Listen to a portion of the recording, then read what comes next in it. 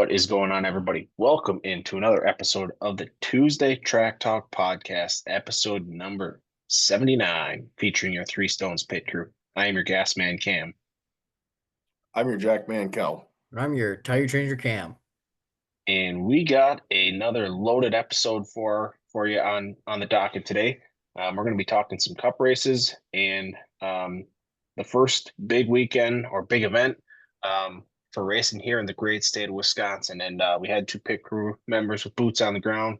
And so we're going to be talking everything at the Dells and the Icebreaker 100 and the truck race. So we got another good episode on hand for you. So sit back, relax, and enjoy this one.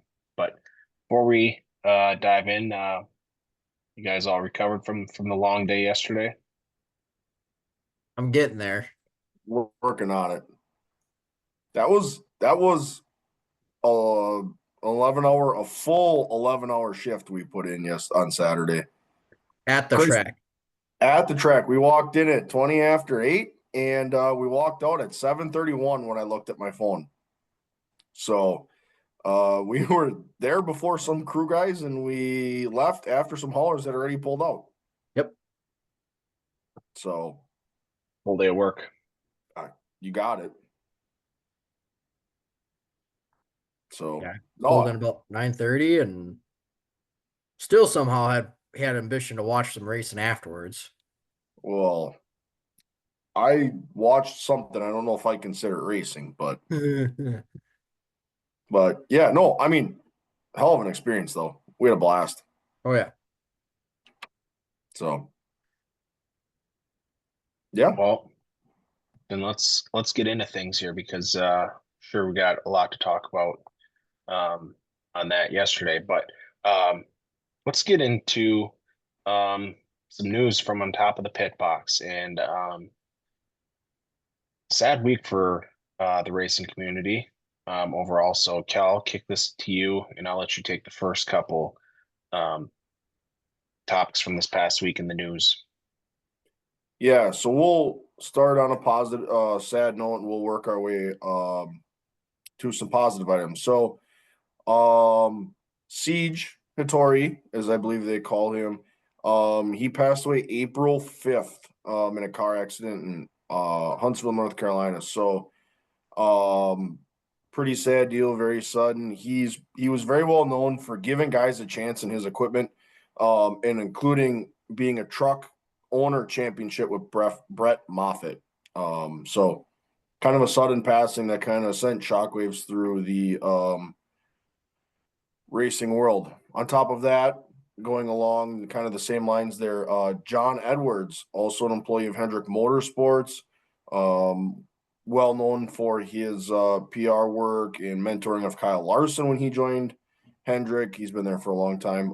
He also passed away this week. So he was definitely with the 5 today as he dominated that cup race. So kind of sad news there as well. And then Al Pierce also passed away this week, a longtime NASCAR journalist for Auto Week. So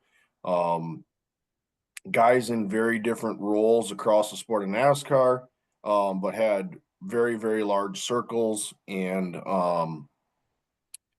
friend groups that have passed away. So some sad news coming out of the racing world. But let's get into some more positive news, if you'd like to call it that.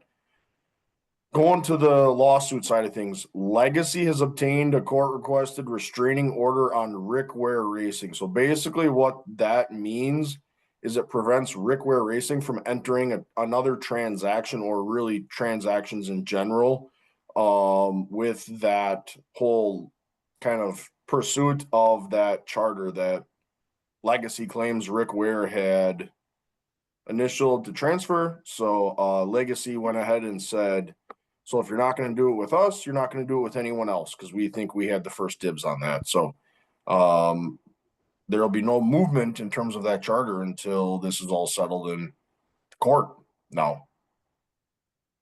What a mess Yeah, this and I think deal has become. Cal, I think it was little bit misleading to say that you were starting negative or sad and going to positive because you had death and restraining orders that you just touched on. So, Well, yes, but you get what I was saying. yeah. Yeah, I think overall, like you said, all three of those guys that we lost last week in the racing community, just feel like it, speaks volume to the people, the legacy and the stories that are being carried on and talked about with those people. Sad deal.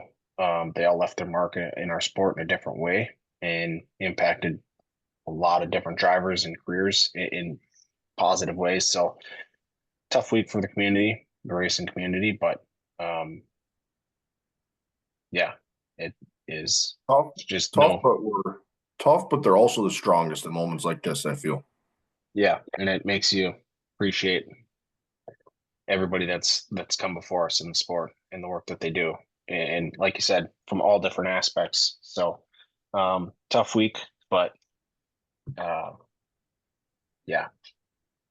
But now let's get into some more racing news here and kick it over to the old tire changer here. You got some racing related news. Yeah, so a couple of sprint car racing side of things here quickly. Landon Crawley will be replacing Jace Park in the Johnny Herrera Racing 45X.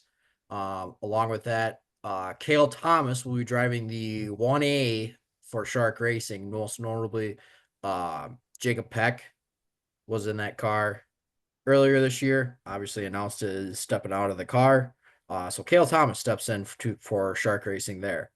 Um, Hoosier Racing announces a new NLMT right rear tire for late models. This is pretty much modeled off of the previous 2023 tire that they were running, but has dimples in the tread blocks to disperse heat and taller sidewall. I should say this is probably a dirt racing tire, not a asphalt racing tire. Yep. Yeah, for sure. And then the Quickie Development Program has a little twist as far as how to earn points throughout the year. They announced a wild card scenario. So all of their drivers will get 5 of these to use throughout the year. And when they use them, they are worth double points. Caveat with it is that drivers announce this on those social medias when they're going to use them, and obviously went before the race that they're going to run. Yep. Kind of a cool deal. Got a little intel on that. Well, save that Yeah. for off the record. Yeah. Sticking up in some late model news here in the great state of Wisconsin here, Mark Martin has his show car announced to be on site as a part of his trip to Madison, where he will be the Grand Marshal for the Joe Shear Classic 200 on May 4th. So that'll be, again, it's always a big event around here. Going to make it even bigger with his show car and Mark Martin on hand. So less than a month away from that one already. So going to be another big event. Going into some NASCAR news here, Catherine Legge will run 7+ Xfinity and Cup races starting in the Xfinity Series at the Rock here and Rockingham coming up this weekend and Charlotte, and then we'll run the Cup race at Mexico City. She will not be running the Indy 500. So again, Catherine Legge getting some more starts in the NASCAR world. Feel like the Xfinity series would have been a good place for her to start, dip her toes into the series before we threw her into the fire. But again, another good opportunity for her to continue to grow and evolve and make some strides in that in the NASCAR world. And then lastly here, some news related to Sammy Smith outside of running people over in fines. He will be running the truck race at Rockingham in the Spire 07. So Sammy Smith gets himself back in the truck series, and he's going to run that Spire truck in the 07. So he will be in that on Friday afternoon. So, and then not on the sheet here. I just got notification as we record on Sunday night here for anybody. The race for the Masters, they're going to a playoff. Rory blew that 3-stroke lead, so they're about to fire up a playoff. Him and Justin Rose, little 3-hole playoff for the Masters. So that race, so to speak, is going on as we speak. So, anyways, any other news that we missed? I'm just gonna quick check the old bookmarks here. I got everything on my end, but Yep. See if I miss anything. Not news related, but did anybody see that um 00? No, in the Oh. Xfinity series. Who Oh, was that that? was Was Mark it Beck. Sheldon Creed? Sheldon Creed get Yep. absolutely That was a tough rocked. one. yeah. Yep. Well, No, I don't think nothing here. Nothing here for me. So that is it for news. So, well, let's get into a little bit of some racing, and we got some things to discuss here. And we're going to start off hot and heavy, fresh off the press of little cup race, the old Food City 500 at Bristol. And I'll just throw it to you guys here because I got a lot of thoughts. And before I ramble, I'll kick it to you guys. And what thoughts do you guys have on what we just witnessed? I mean, we witnessed an ass kicking, if we're being honest. Probably for the second Bristol race in a row, especially what Correct. Larson did last year at Bristol. Yep. I mean, they unloaded that 5 car and he grabbed the lead from Bowman, and he set sail and said, Bye-bye. catch me if you can. I mean, ultimately, the laps he didn't really lead were under green flag live pit stops. Like, there were some other laps in there that he didn't lead, but like he Outside of led. the very start of the race and green flag pit stops. Yeah. Yeah, he took it to the boys today. So He led 411 laps today. They led 462 of the laps last year in the fall race. So he's led, you could call it. 173 of the 1,000 laps. So I was going to guess 90%. He's at 87% of the laps in the last, oh boy. Yeah. Yikes. And I mean, I think, yeah, to that point too, I felt like put it in the chat there for a little bit. What we saw yesterday in practice, boy, those tires, it was looking like we were going to get a repeat of last spring. And I was rocked up seeing those tires in practice yesterday and hoping for another doozy like we had last spring, but totally different race day to day. And I think that was pretty clear in stage one. I felt like we were at Daytona and Talladega, just everybody was on the bottom. You got on the second lane there, you were going to the back, you're getting taken out back there. Everybody's just saving their tires riding around the bottom because everybody was afraid to hammer down based on what happened last spring and then what happened, I mean, yesterday in practice. So I felt like, for a while there, we're just riding around on the bottom, logging laps. And it wasn't until everybody's riding around on the bottom that the old train is longer on the bottom that the leader gets into lap traffic, and then things started getting a little bit shaken up. But to your point, I mean, Larson just his car could do he could do whatever he wanted with that thing. And I think, the tire thing was the big question mark of the day. And William Byron talked about it in his post-race interview. he wished the first run would have gone a little different, knowing what he knew after the race. He'd have pushed a little harder to get track position, where I think the racing intensity would have picked up in a hurry a lot sooner had guys known they could run 125 laps on tires and not go 30 and feel like they're on edge. So I think the intensity would have ramped up a little bit sooner, but guys were just so unknown as to what was going to go on with those tires that they had. So I think yeah, dude, PTSD from last spring, and then um even from practice a little bit yesterday. I think that's 100% the case. I mean, you like everybody was just on edge the whole first stage of just like, I don't want to be that guy that if I run them too hard. Same thing as fuel saving at a restrictor plate. You don't want to be the one that goes for it and then you got to pit before everybody else. I mean, same situation. Nobody wanted to be that guy that's going to cord their tires first. So everybody just settled in and logged laps. And so, um, yeah, it ultimately one lead change, 411 laps of 500. one thing I think, and we don't. This is one thing that I think. So when we talk about tires coming off, did anyone see that tire come off of JHN's car and go bouncing down into the 99 pit stall? Yeah. That is why the penalties are as severe as they are.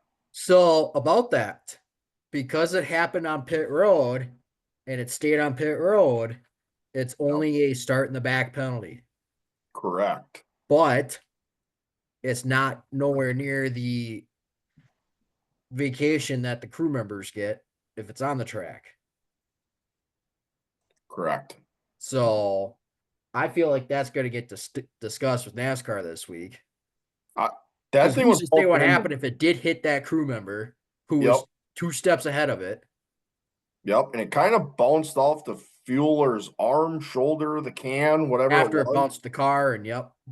Like, that still is not a great scenario either way. Correct.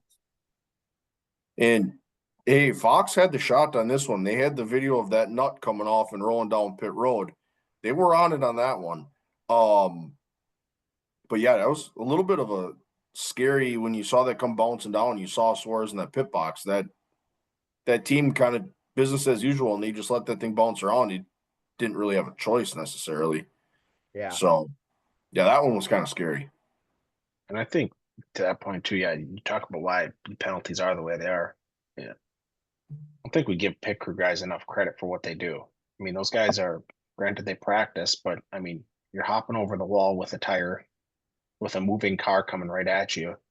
And at a track like Bristol pit road, when you got every single car coming to pit road, it's chaos and it's tight quarters there. And those Now, guys are, yeah, they put it on the line more than people give them credit for. the other thing too with Bristol and pit road is like obviously pit road is loud just between the equipment running and cars running and everything like that. Yep. But you had a whole nother element with Bristol with just how loud the place is, period. So there's not even a chance that you can maybe hear a car coming up behind you. Or even your crew chief or anyone in the pit box have a chance to see it and help you out. Yep. It just happened so quick. Yep. So, Yeah. I want to touch back on the race itself real quick because I had a thought as I was sitting watching this, especially at the beginning, was are we missing something with the track itself where, or maybe it's even the car too, where I felt like in years leading up to the next gen car, we had the top and bottom lanes and guys could hit either one of those lanes in order to gain ground. Whereas since the next gen car has been pretty bottom feeder only. Yeah, I think, and we'll have this conversation in a little bit when we get to our next kind of race discussion, but I think the spray, I don't think wore out like they thought it was going to. And that's where guys were skeptical. And I think I'm going to go two ways with this, both kind of together. Guys, the PJ1 didn't wear out like they thought it was going to, so it didn't force guys to move around. But the other thing is once they were in the sticky spray, they were afraid to move away from it with the unknowns of the tire. Mhm. So I think it's a little bit of both. Now, what I would have liked to have seen is leave the bottom lane green and go ahead and spray the top. Yeah. Or spray middle or even the middle, maybe a groove off the bottom, spray somewhere where there's some incentive. Where if you're going to go to the top, you're going to have to be the first one to clean the lane off and then run up there to make speed. So that was kind of my thought as I was sitting there going, well, there's really no entice to go to the top unless you have to make a pass and you're just faster than the car in front of you. And you had, now given with practice yesterday and how cold it was, rubber could not get laid down. That was the issue with the Cup car. Xfinity, Yep. for some reason, could do it with their tires, which feel like it's kind of bass backwards, but nonetheless. Today, obviously, you could lay down a little bit of rubber, Yep. and that ultimately spread out a little bit where guys were starting to dime into the corner more than anything. Yeah. So, I haven't heard of the tire dragon or the big tire rubber taking anybody, rubbing a groove in or anything like that. But Yeah. It could have made this race a little bit more interesting. Stop. We're not going to have this conversation today. Every week. I don't even want to hear it. I'm just saying. I know what you're getting at too. Throw a little red on the I'm old Goodyear print on the tire. gonna call you an option before we're done. Yeah, no kidding. I Do mean, you work for Goodyear? Are you developing that tire that you get some incentive to push it or what? no, but I mean, You're getting so commission is what you're getting. no, but you guys just must be rocked up after that race. Just total snooze fest, logging laps. Larson just lead 411 Uh, to 500 laps, one lead change. Just like everybody was just disinterested in the race. You guys must be just jazzed up at that race. What's no, your so guys' race grade? hold on. Let me try to change your mind a little bit on this. For somebody new to NASCAR and watch that race, is it a snooze fest? Yes. For somebody who understands tires and strategy in the race play, no, it was interesting because look at what Blaney did and ran long. That helped him. And how one caution that hurt him last week could have really helped him this week. And he had 99% of the field trapped a lap down until he had to come down and put tires on.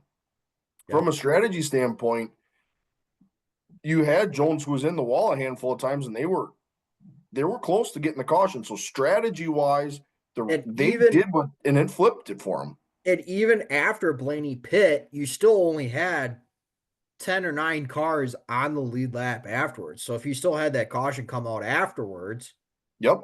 everybody's coming down. All the leaders are coming down because worst you're going to be is 10th. Correct.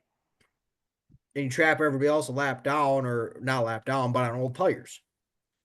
Yeah. So I think from a strategy standpoint, for those who have watched enough and understand tires and strategy in that part, absolutely. That part was very intriguing. But for somebody that tuned into NASCAR for the first time to watch that race, you could say it was a little bit of a snoozer because Larson just cleaned house. So that was kind of my two ways to look at it in terms of a fan perspective.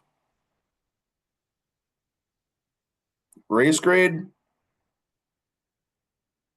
7-0. I'm on the same part, 7-0. 7-0. Wow. First number that came to mind for me was like 6-4 on the high end. For the first time in a while, I think we might have been sniffing 5. Wow. Tough crowd. I mean, you even saw people like Matt Weaver, like he put out a tweet. I'm not tweeting much about the race. This is pretty boring. They're just logging laps. I saw something for Brian Vargas too. I want to see if I can find it here. Yeah, it's Yeah, so he said it's not a next gen problem. The 2018 night race has been the only great race here in a long time.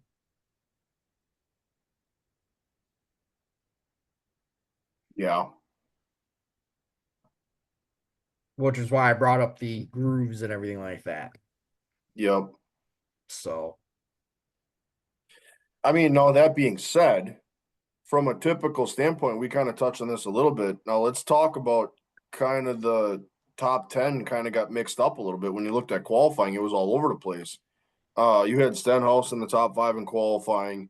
And then you start to talk about other guys that had good days. Allmendinger finds himself in the top 10 again. Ty Gibbs, they've strung 2 weeks together with the 54. Like they've found some speed there. So Austin Dillon finds a top 10. So in terms of the race itself, when you think of your power organizations that are up front the week, the top 10 was mixed up today as well. Bolsvar had a top 10 run going up until his bad pit stop. Yep. Yep, old Jackman screwed that one up. That one's on you, Kel. I mean, Yeah. and again, yeah, but I mean that shows again the sport. It takes a complete and total team effort. Um, Again, like they said on the broadcast, that's the money stop that you know the pressure's on. The driver's done everything that you've asked him to do all day. Now it's the pit crew's time to shine. And a bad mistake. Luckily for him, it cost him probably he was running, I don't know, fifth or sixth, and he still salvaged an 11th. So not ideal, but still strong finish for that 77 team. So um yeah, I think to your point too, though, we did get a little bit um just the whole day yesterday. Like you said, Stenhouse bamboozled us a little bit there with his qualifying effort. Brought her home in the low 20s. Um, and then you talk about too qualifying, the importance of that. Joey Logano uh, spins her in qualifying, and he starts deep, and that is somebody who you want to talk about a powerhouse organization who was going to talk about the importance of qualifying good at some of these tracks. He was, I mean, puts you behind the eight ball the entire day. And Yep. you have no choice but to go right away. And if you don't, you find yourself a lap down um, in stage one. So um, yeah, it is a year of just I don't know, unpredictable. Because then you go look at some of the other top 15 guys that just solid effort across the board. I mean, Briscoe, he manages a top 10. Kellen, you already touched on um, Dylan, Josh Berry, and Wood Brothers found Yep. themselves just outside the top 10. Justin Haley, who was running in the top 10 for majority of the day, finds himself another a top 15 finish. So it is it's wild times out there, to be honest, right now. Um, Yep. just with where everybody's at. Here's a Or question for you. Do we see the 21 finding themselves in the round of 8? You're asking a lot there. I'm I mean, asking a lot, but he's defying the odds week in and week out. sure. All right, let's take a look at the two rounds here. yeah, I was gonna say, give me the tracks here. Here's your first round. Your round I was of gonna say, 16. I think if the round of 8 would be a round earlier, I would. Sorry, go ahead, Van Girl. Okay. So your round is 16. Darlington, Worldwide Technology, and Bristol. 2 or 3, I'll give him a good shot at worldwide in Bristol. He can. Okay. Round of 12. Darlington, he can hopefully hold his own.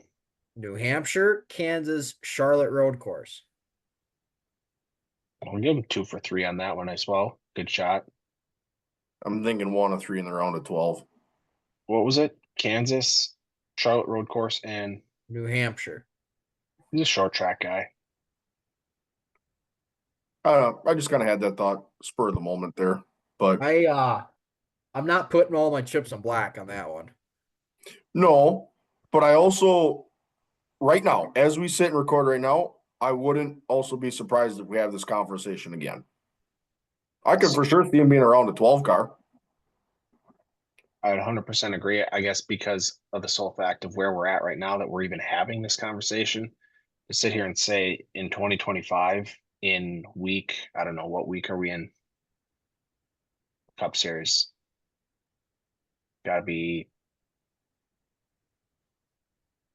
9, 10. 9. But to sit here and even have this conversation, I would have never thought that we would be having a conversation, one that he would have a win already this early in 2025. All right, you're gonna go down this rabbit hole. I'm gonna throw some stuff at you here. Oh boy. Josh Berry currently sits 17th in points. Okay. So out of the playoffs. Well, not out of the playoffs, but out of the top 16, right? The next 3 drivers in line here. Now, given one of them you're going to say is truly in a rightful place of being in there. Your next 3 in line going from 16th to 14th. AJ Allmendinger, Kyle Busch, Ryan Preece. Can outrun all 3 of those weekly. And yet they're above him. With Barry having a win. Yeah. Yeah. Just saying. This is true.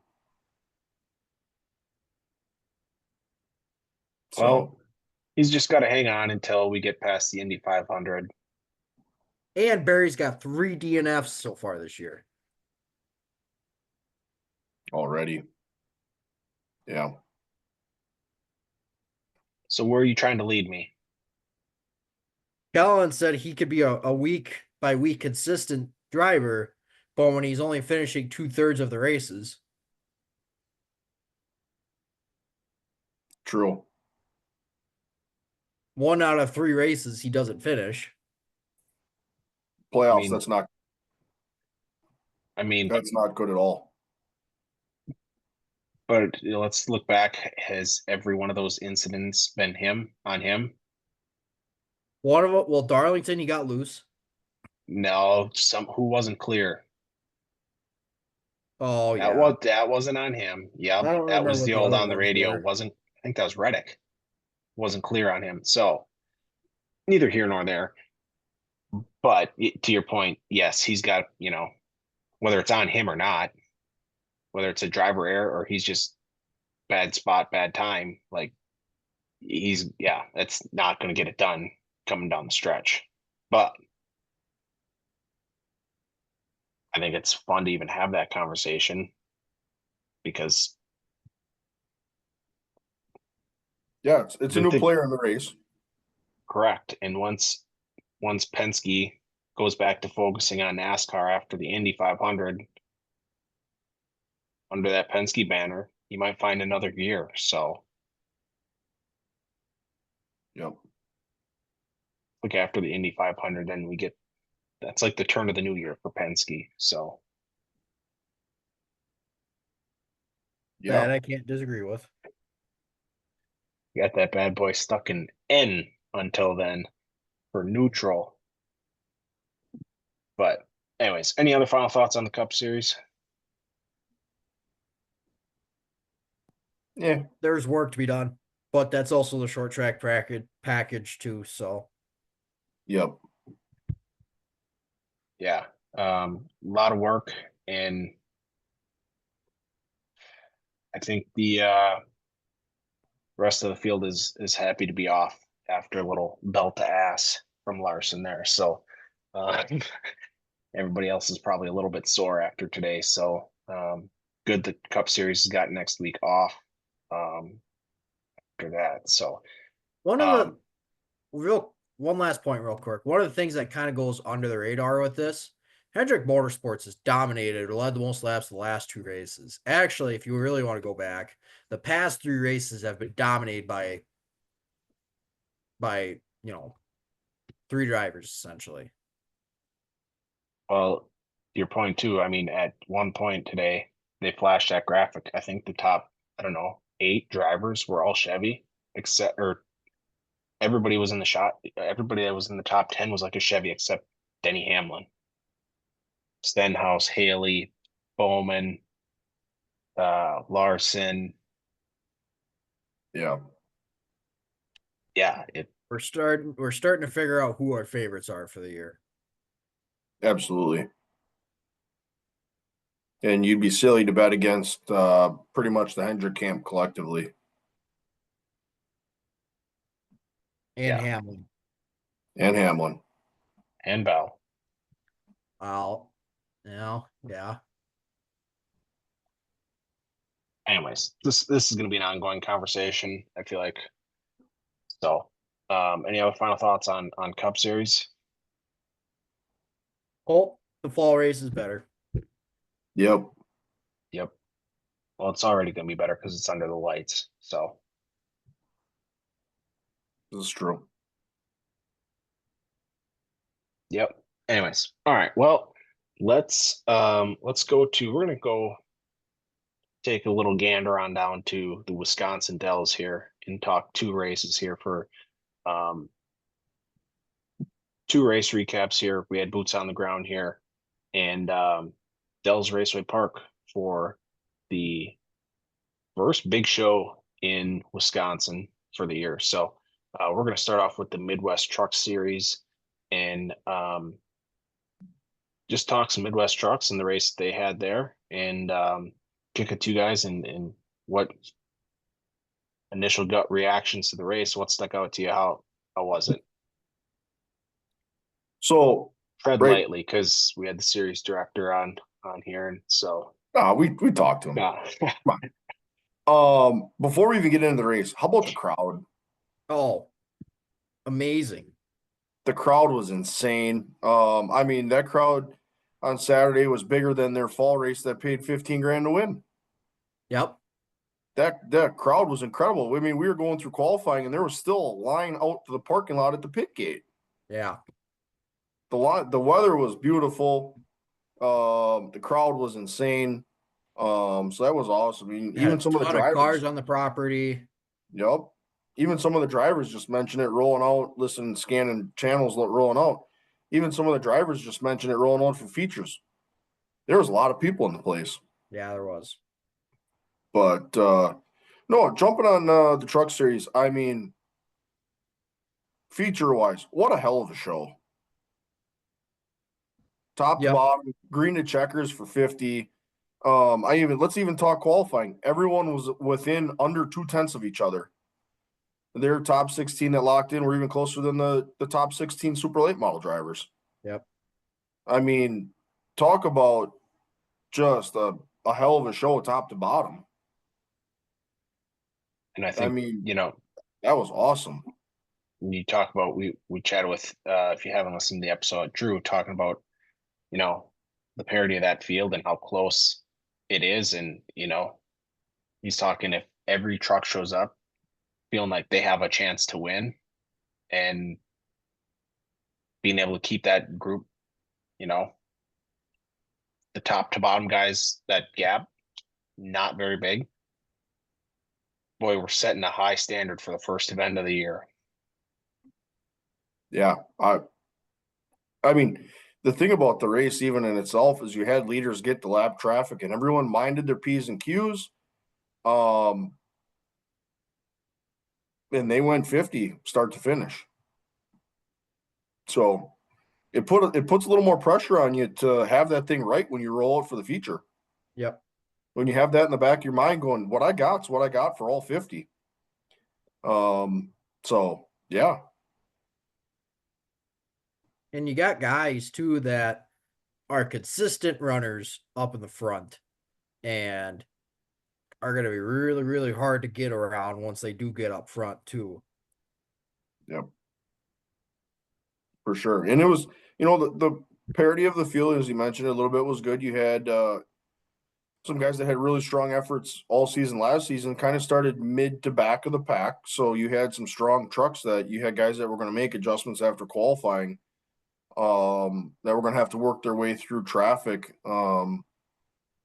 So yeah, I mean, like I said, you really can't ask for much more. It was clean for the feature, and like everyone minded their P's and Q's, played nice, and they just one of the kind of things they talked about a little bit. Guys were hanging on at the end, Yeah.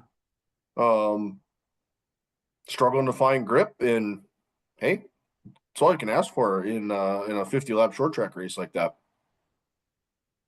So Yeah, absolutely. I mean, when you get those long green flag runs going like that, tires are just hot and slick and don't have a lot of time to relax at all. So it puts a lot of that race in the driver's hands and how they're hitting lines and what they're doing and having to change lines too. Because a lot of times too, that concrete, those hot tires and concrete just do not get along with each other. And too, yeah, for sure. I mean, Grant Griesbach obviously had the truck to beat. I don't know if he scored all 50 as a leader, but it was damn close. yeah, Um, so looking at your feature finish, Grant Griesbach wins it. He stole the show. Chester Ace, Nick Van, Brandon Reichenberger fourth, Parker Kane fifth, Jeff Holt sixth, Maxwell Schultz seventh, Danielle Bain eighth, Cody Vanderloop ninth, James Swan round out your top 10. So yeah, beautiful day, great racing. That's all you can ask for. no, absolutely. For record, 32 showed up for that one for the trucks. Hell of a field of trucks. Yep. There's some fast trucks that didn't even make the feature. Ooh. So as competitive as ever. Yeah, and I think too, we talked about the parity of the field. Not only that, but I think too, when you can go 50 to green or 50 green to checkers and not have a caution, and then not only that, but you have leaders getting into lap traffic and everybody again, like you said, minding their P's and Q's, and nobody's affecting the outcome of the race. Everybody's just racing hard.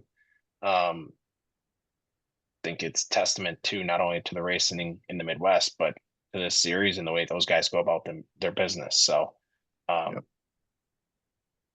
like I said, we're setting standards. We set the standard pretty high there. And that's only event number 1 on the year. So, yeah, shout out to the Midwest Truck Series. That was, again, good race to start the year. So, any other final thoughts on the Truck Series? Excited for their season. Gonna be a good one. Yep. Excited to follow them for a very big part of the season. Well, then let's keep on rolling. Same racetrack, different event. Super late models at Dells Raceway Park for the Icebreaker 100. And I'll just kick it to you guys. Gut reaction. Got a little rough at the beginning. Yeah. You kind of listen to this pre-race interviews. They were talking about track positions going to be the thing. There was going to be a little urgency. And we had guys fighting to get in line like 8-10 laps into this race. It was like, hang on, boys, we got another 90 to go here. Yeah. So yeah, early in the race, you had a couple guys get tangled up in a wreck that we had some of your guys that were going to be tough to beat starting in the middle of the pack, which made it really interesting from the get-go.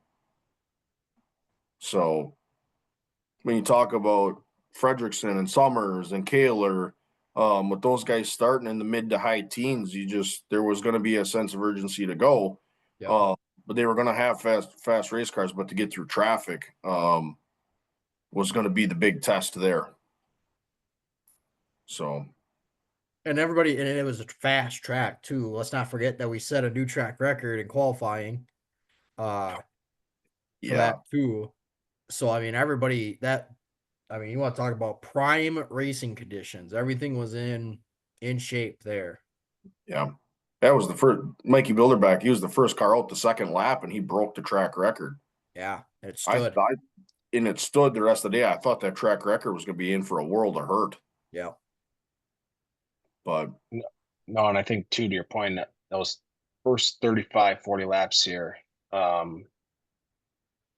boys are trying to keep up with the cars who are there, um, smashing some, smashing some stuff up. Not nearly, not nearly as bad, but um, no, it was a little bit rough. And I think too, to that point though, all the pre-race interviews and you listen to some of those guys talking, it's like it's such a balancing act between 100 laps isn't a long time on a 3rd mile track. So it's like, you know, yeah, it's a fine line of how how hard do you push and how early. And I feel like, right away it's in 1 and 2. I felt like when I put in the group chat, it felt like 1 and 2, everybody was like, you got to get to the bottom, which I felt like was causing it a little bit of mess up because it was like first shot we get to first shot we're clear, got to get down in one yeah, and two. yeah, And that was a little bit of the elbows up there, boys, giving her a little extra left as soon as they could in 1 and 2. But and again, 100 laps kind of got to go. And then also, I don't know, first race of the year, big event, big crowd. I don't know. Maybe got to give the boys a little bit to get settled in. And I think we did just that after those first 35, everybody settled in. It's like, all right, got Well, that out of the yeah. way. Jitters are done. Let's get settled in. Let's go to work.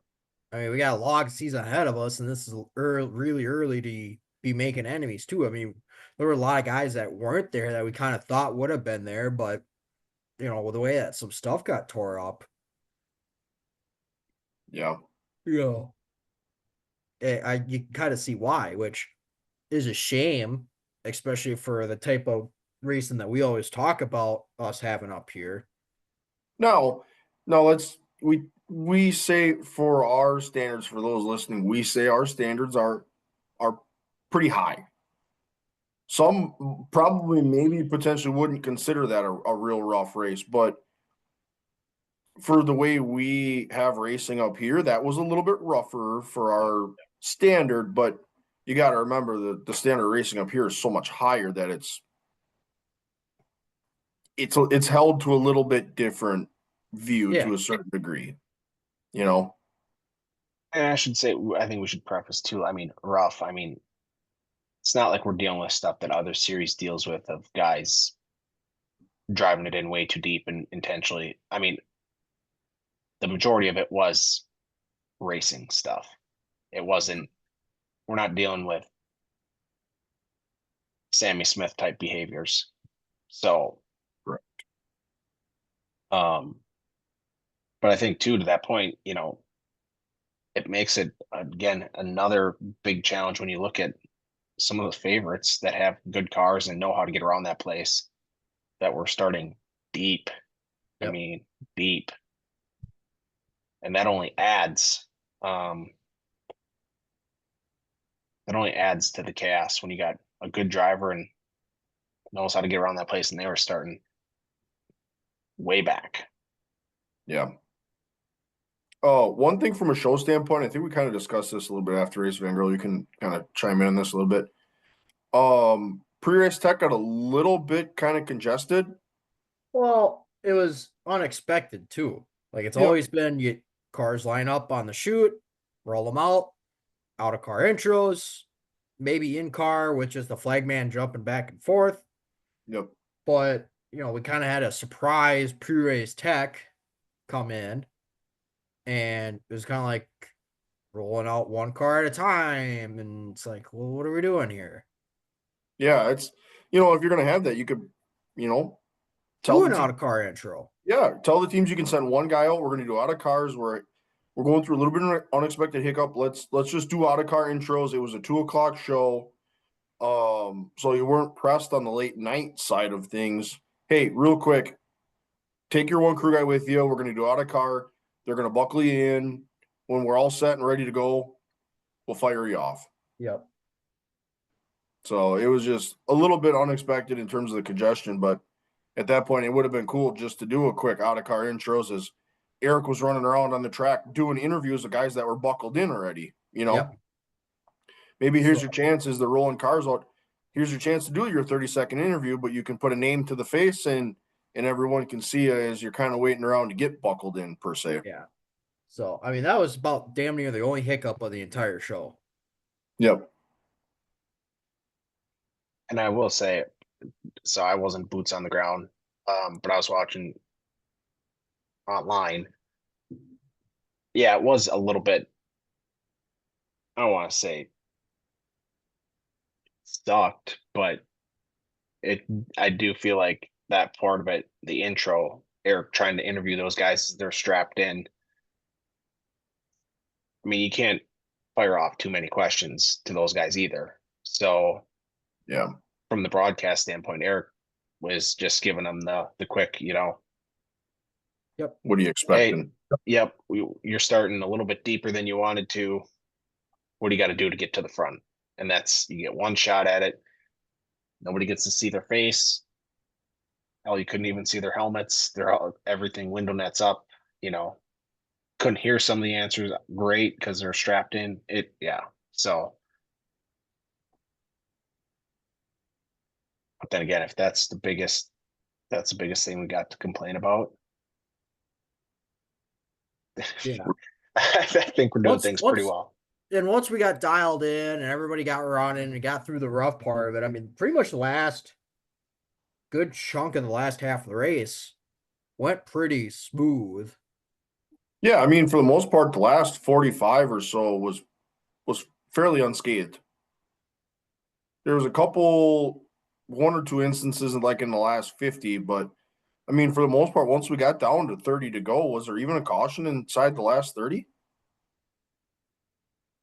Yes, I'm just trying to remember who.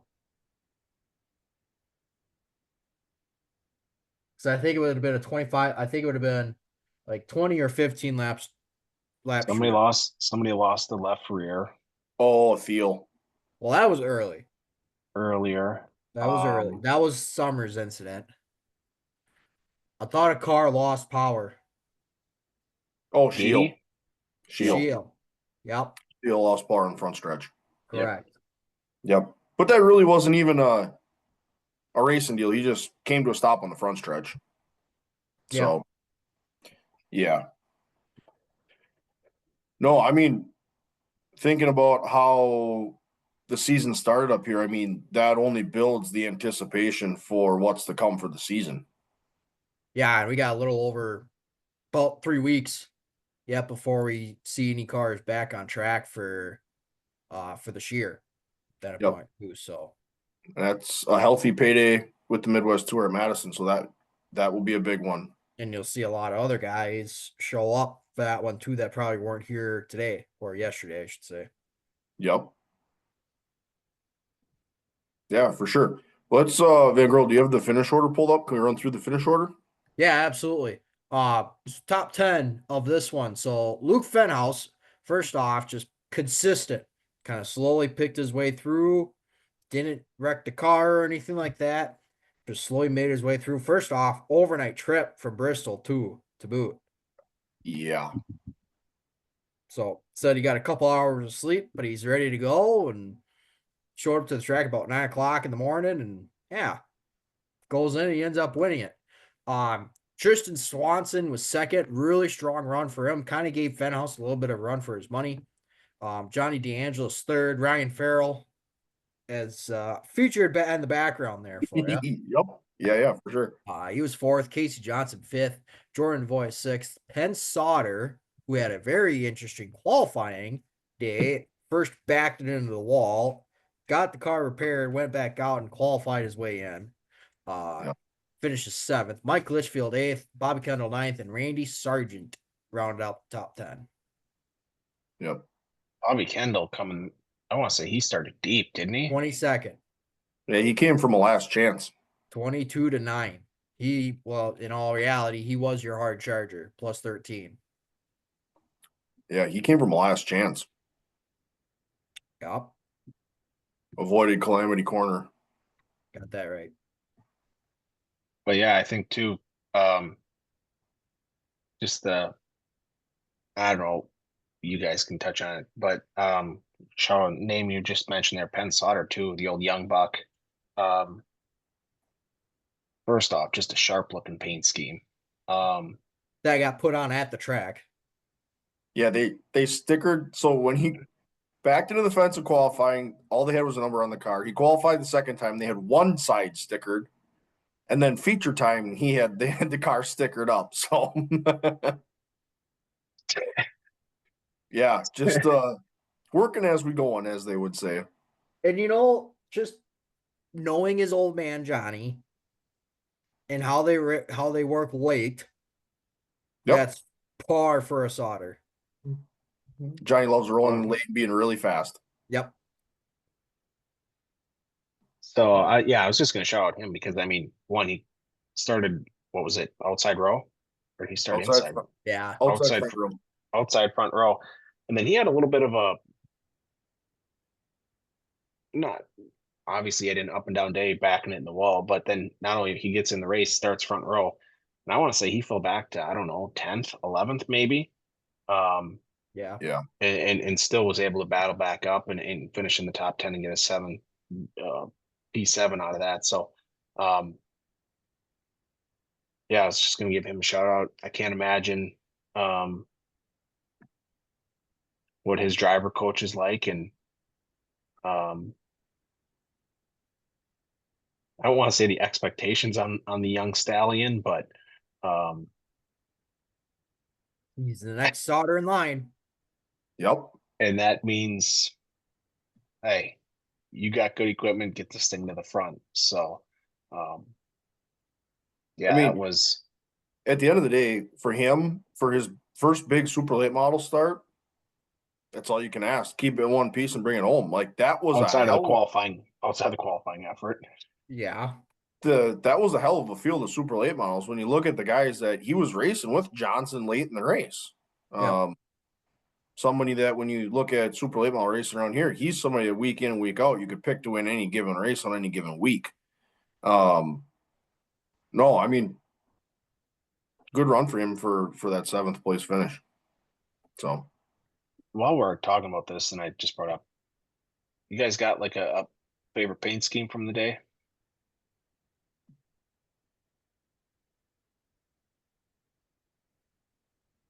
I mean, do I have to even answer that question?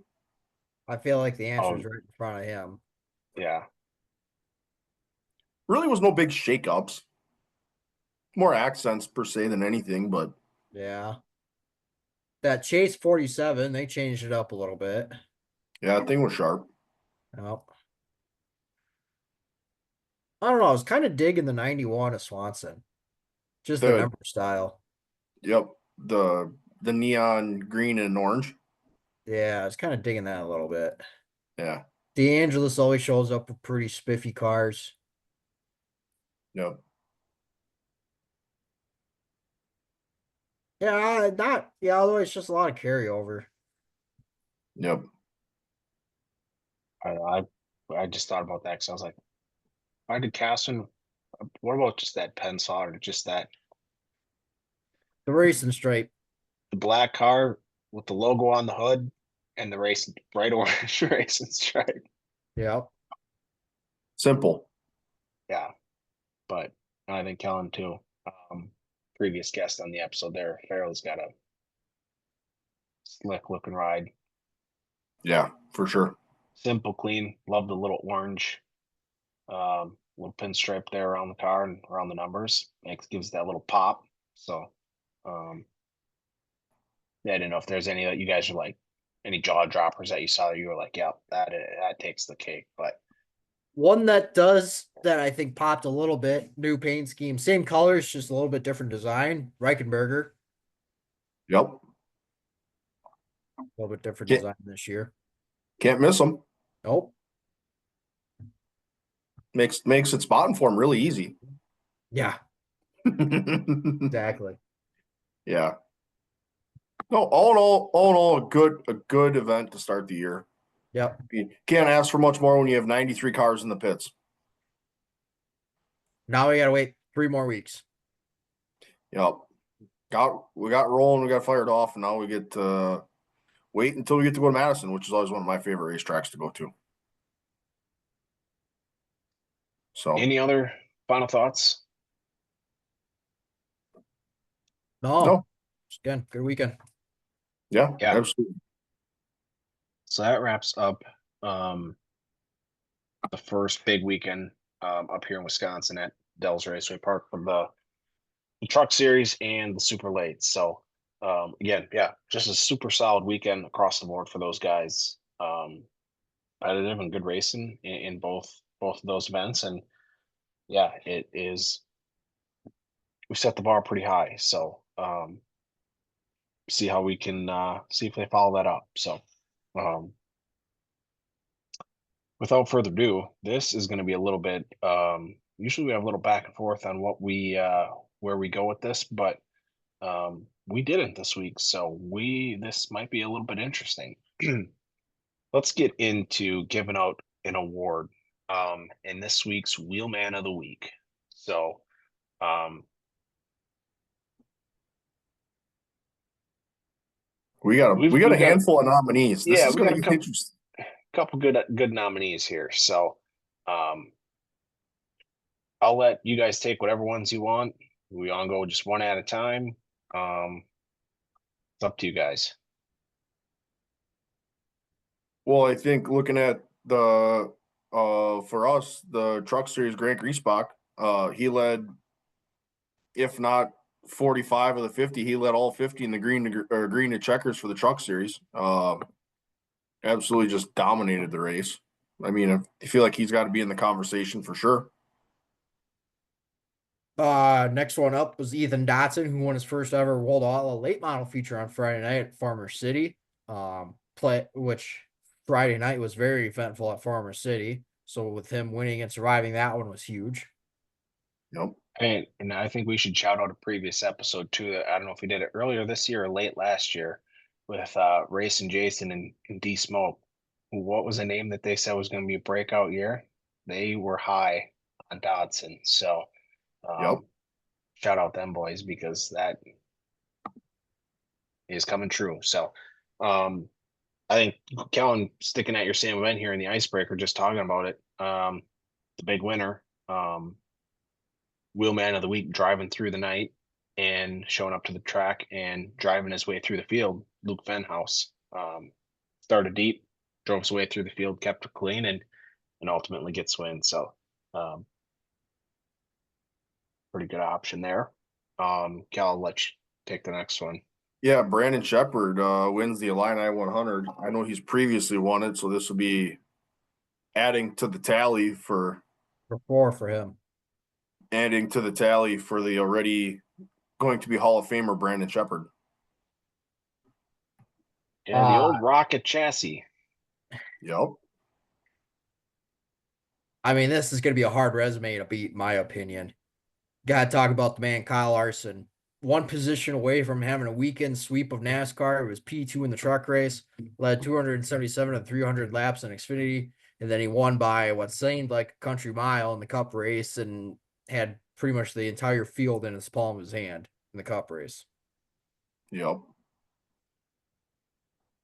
And then lastly, this one should have been our tire changer because this is his favorite series. Bubba Pollard gets his 40th Southern Super Series feature win. So,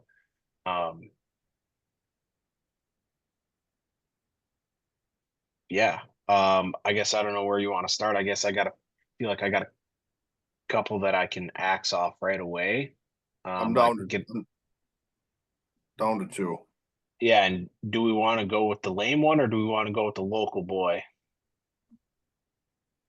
My heart's made up. I know where I'm at. What two are you down to? I'm down to Grant Griesbach and Kyle Larson.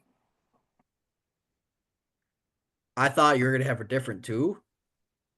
Oh, I'm down to Fenhouse and Larson. I would have been Fenhouse and Larson as well okay. if I had to do two. Okay, we can go majority on the two. So Fenhouse and Larson.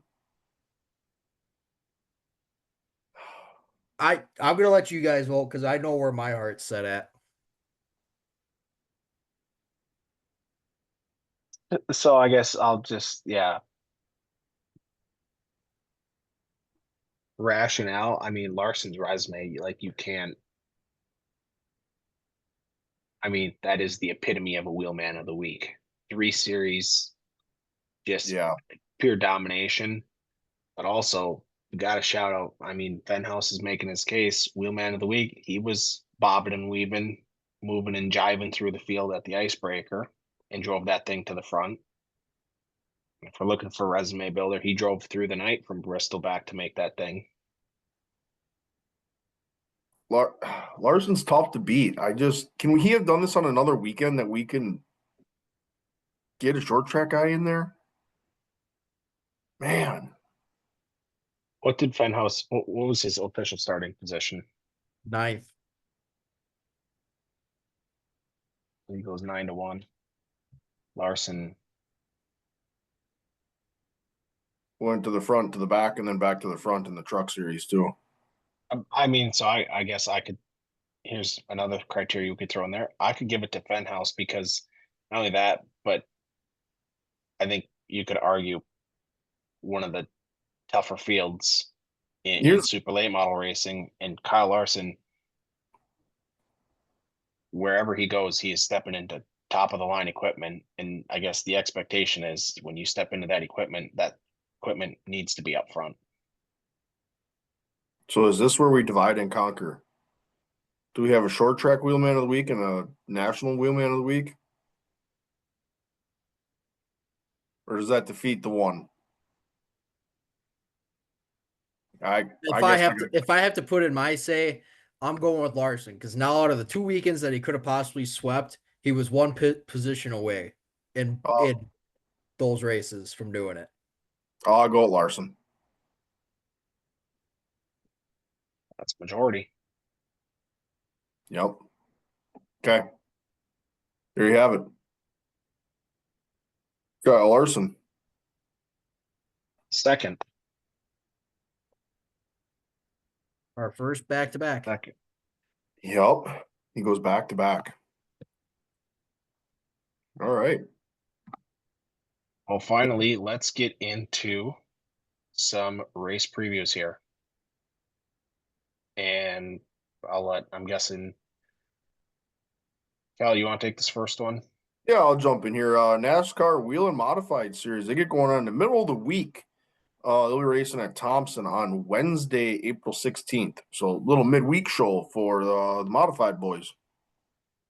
Of note, this will be try number 3 at running this race, as the past 2 have been won by Mother Nature. Dang it. So, okay. Of note on that. Next one coming up here, World of Outlaws. They are going to be at Knoxville Speedway or Knoxville Raceway for the Knoxville Showdown Friday night, Saturday night show. Obviously, this will be a very, very, very huge tune-up as we get closer and closer to the Knoxville Nationals. I'm not sure who our source was on this or who put this in, but supposedly Larson's supposed to be running this weekend. He said that in his post race. And I quote, I'm going to run Knoxville this weekend, and World of Outlaws will really love to promote this.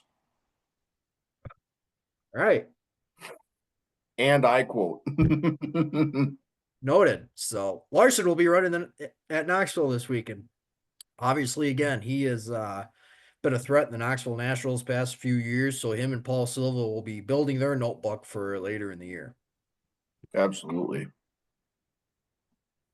And then I'll take this last one here. NASCAR ARCA Trucks and Xfinity Series goes to Rockingham. So again, new event to the schedule. Hope it goes well. And NASCAR, forget where I saw it. It was an interview from Adam Stern or article from him that just said Cup Series said they're gonna see how this weekend goes and how the results pan out, and we'll consider it in the future. So hopefully that event goes well. Truck Series goes live, goes green on Friday at 4 o'clock or 5 o'clock Eastern, 200 laps, 188 miles. And then Saturday afternoon, Xfinity Series goes 250 laps, 235 miles. Most notably, it ain't Friday, but Casey Kane is going to be back and running that race. So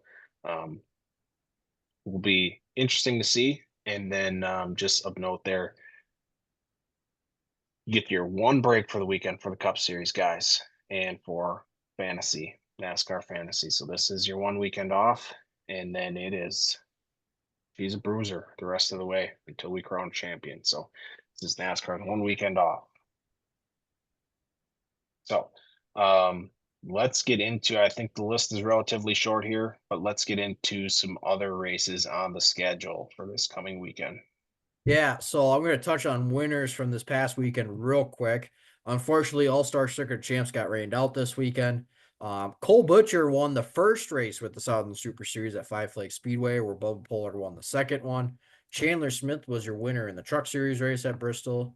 Talked about Ethan Dotson already. Carson Macedo and Logan Schuchart split the weekend at I-55 Federated Speedway. Jacob Denny and Carter Sarf split the Extreme Outlaw Midgets at Farmer City. They were in conjunction with the Illini 100. Kyle Cummins and Justin Grant split the weekend for the USAC Amsoil Sprint Car Series. Kyle Cummins at Lincoln Park, and then Justin Grant at Lawrenceburg. Connor Hall wins the late model stock race at Cordell, first time that they ran there. Interesting race, we'll just say. Tristan McKee won the pro late model race then. The number 7 Team Penske Porsche wins the IMSA car race on the streets of Long Beach. Their third win of the year, 3 in a row. Talked about Brandon Shepard, who won the Saturday Night Show for the World Outlaws. Oscar Piastri won the Formula One race this morning. And then Kyle Kirkwood, as of about an hour ago, won the IndyCar race for the streets of Long Beach. Currently airing right now is the USAC Silver Crown race at Terre Haute Action Track, in which RTJ is running. So, Yep. looking forward to the week ahead that hasn't already been mentioned. Really, the only one that hasn't been mentioned is that Formula One is going to be at the Jeddah circuit for the Saudi Arabian Grand Prix. So, pretty short weekend this weekend, with it being Easter weekend. Everybody's taking a weekend off before they get up and running again. So, Yeah.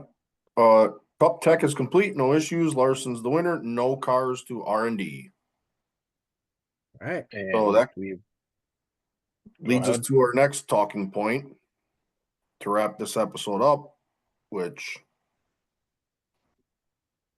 I hate this game. I hate this game. God. So looking at the fantasy for the week, Jared wins the week again at 219. Gasman Cam was 203 at second. Tire Changer Cam 200, just 3 points shy.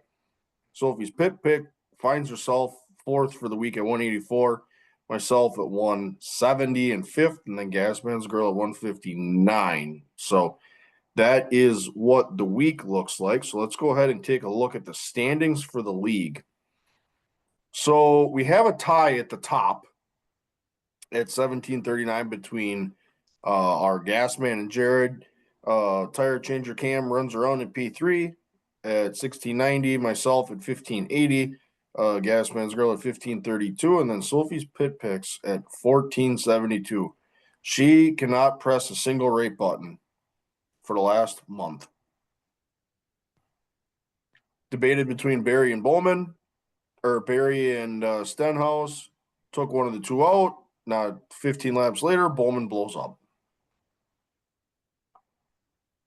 So I'm excited for a week away from getting absolutely torched. So there's a fantasy update for the week.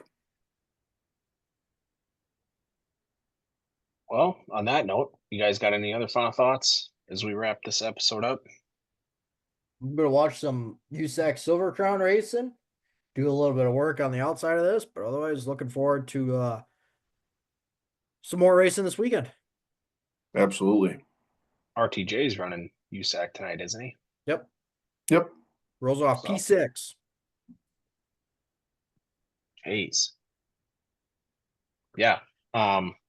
Well, that wraps up episode number 79 here for the Tuesday Track Talk podcast. Again, another fun episode here talking Food City 500 at Bristol and Kyle Larson's dominance, and then all the way to Dells Raceway Park and the first big events for us this year up in the great state of Wisconsin. So, as always, don't be afraid to like, comment, subscribe. Send us your comments, your thoughts, whatever you got for us, and we will be certain to interact with you. So, as always, we're burning it down, and we will see y'all next week for another episode of the Tuesday Track Talk.